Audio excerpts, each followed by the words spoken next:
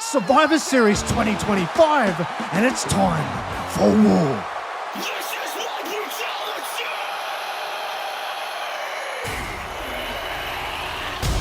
It's on, and as always with war games, it gets violent, and it gets violent quick. The chaos erupts, and these women absolutely bring it. It doesn't take long at all for the weapons to come out, and the cage is littered with metal and wood. And one standout is Lash Legend, who announces herself on the big stage with an incredible feat of strength. But she is equally matched by the ultimate powerhouse in Rhea Ripley. However, the real star of the show and any War Games match is Io Sky. And she's well into the match, and she's climbing up the cage, and the crowd climbs to their feet with her because they want to see it. They want to see her leap off the top. However, those cheers quickly turn to boos when she's stopped by Kairi Sane. And now they're on top of the cage and trading shots. But meanwhile, down below, the match is hanging in the balance because Becky Lynch has AJ Lee locked in at a disarmer. And AJ is on the verge of tapping, and she's going to lose the match for her team. But this is when Io shines once again, and she fights Kairi off, and she throws her off the top of the cage, but she lands on Rhea Bliss and Flair, which means AJ is still in grave danger of tapping. And Io then has to do what she does best. And she leaps on top of Nia Lash and Asuka, and inadvertently it breaks up the submission, and everyone is down except for AJ and Becky. And Becky tries for it again, but this time AJ is wise to it. She counters, and with her last piece of energy she has left, she locks in the Black Widow. And Becky fades and fades and fades until she eventually has to tap. And just like that, AJ Lee wins War Games for her team, and it shuts the mouth of Becky Lynch once and for all as San Diego goes nuts.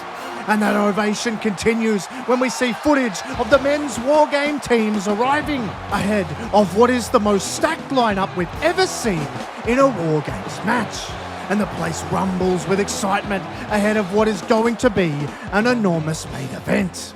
But speaking of main event, Cena's final match on that very show is approaching, but first he has the slimy roadblock of Dominic Mysterio that he has to get through. And of course, this is Cena's final ever PLE appearance. But like so many of his appearances on this farewell tour, it is anything but straightforward, because Dominic actually has a lot of support from the crowd, given this is his hometown. And Cena recognizes it, and he's talking to Dominic during the match, and he says, "You hear that, Dominic? They believe in you. Hell, I believe in you. But I don't think that you think you can do this clean. So why don't you try?" And Dom is clearly affected by this advice. You can see him second guessing, and he clearly has heard the message and perhaps wants to prove not only Cena wrong, but himself. And he fights with everything. And it really does get the crowd behind him because yes, he is trying to do things the right way. And he gets damn close. He lands everything that he's got in his arsenal.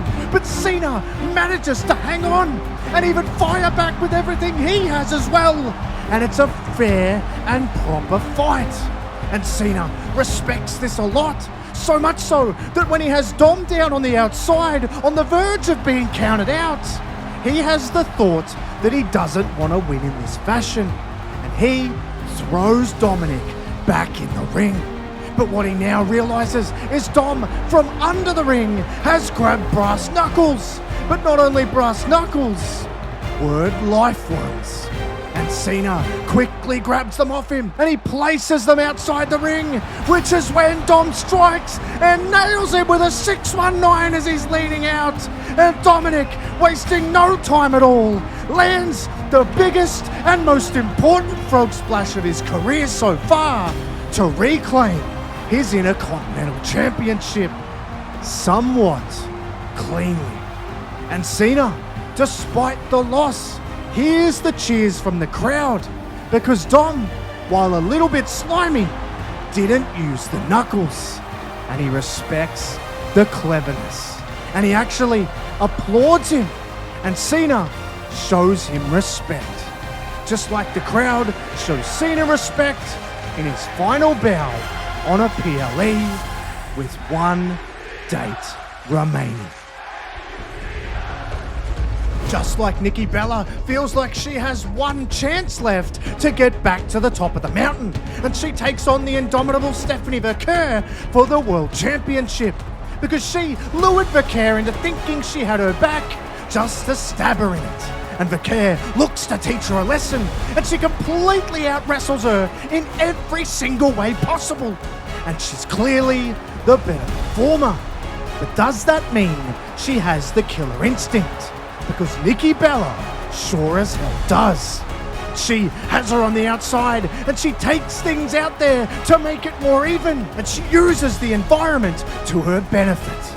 And this has the referee threatening to disqualify Nikki, but she has Verker wore down enough to look to end it. And she stalks Stephanie Verker, and she picks her up on her shoulders. It's gonna be over, but Verker lands a poison rana, but holds it.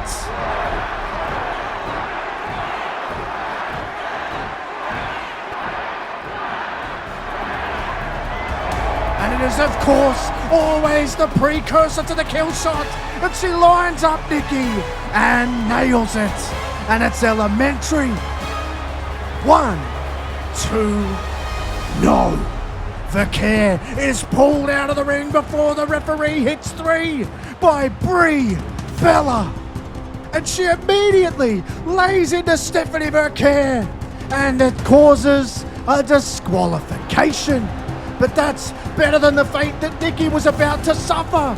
And then together, they deliver Stephanie her fate, which is a violent beatdown.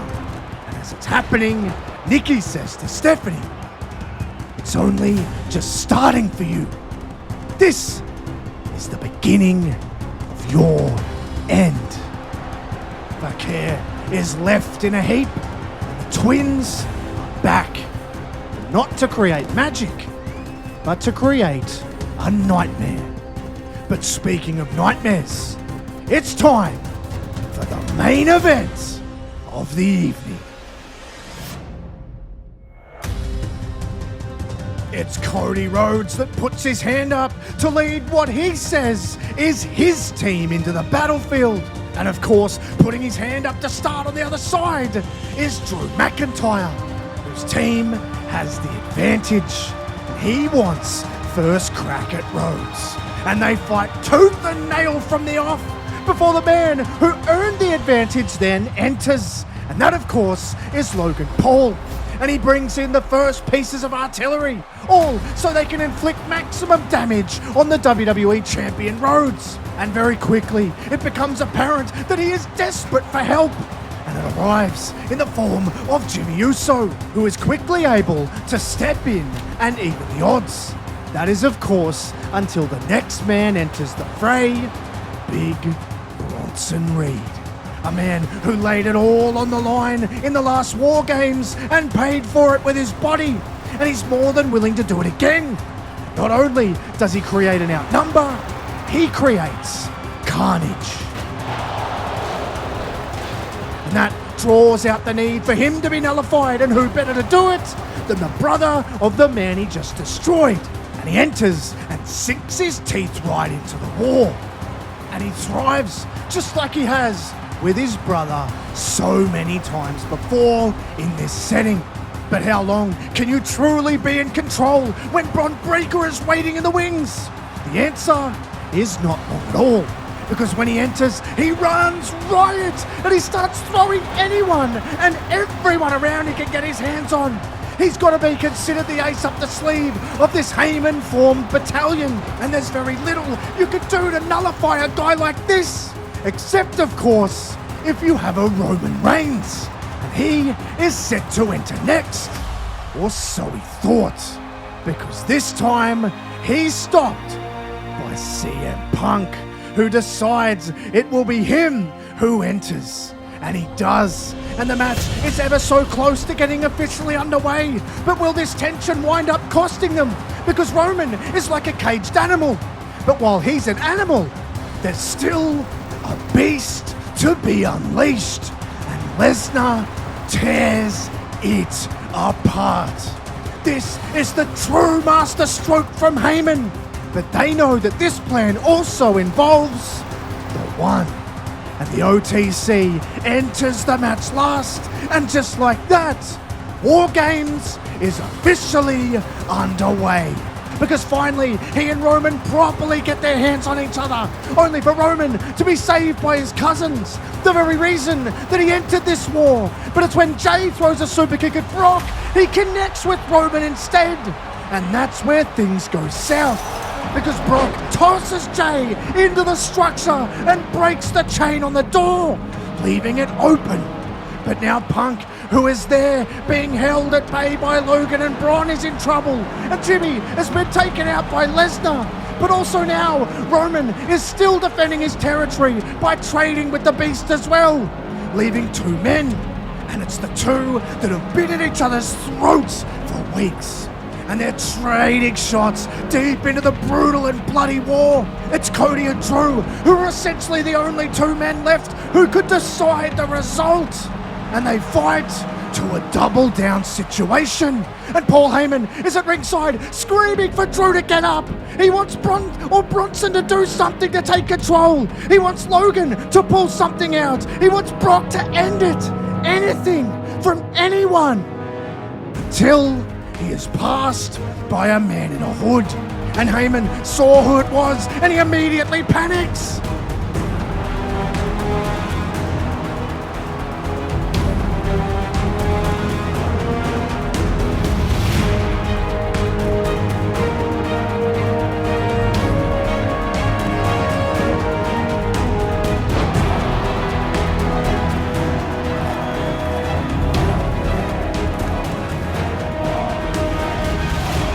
Viper strikes, but not who anyone would have ever expected.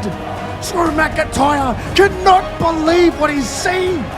No one can, especially Heyman, who looks on in disbelief, and his team is handed the War Games win by, of all people, Randy Orton. And Cody is pinned, and Drew McIntyre is finally feeling vindication of his pursuit. And not only have we witnessed tension in the ranks between Punk, Roman, and even Jay, but now, more than ever, the road to WrestleMania in Las Vegas is lined with venom.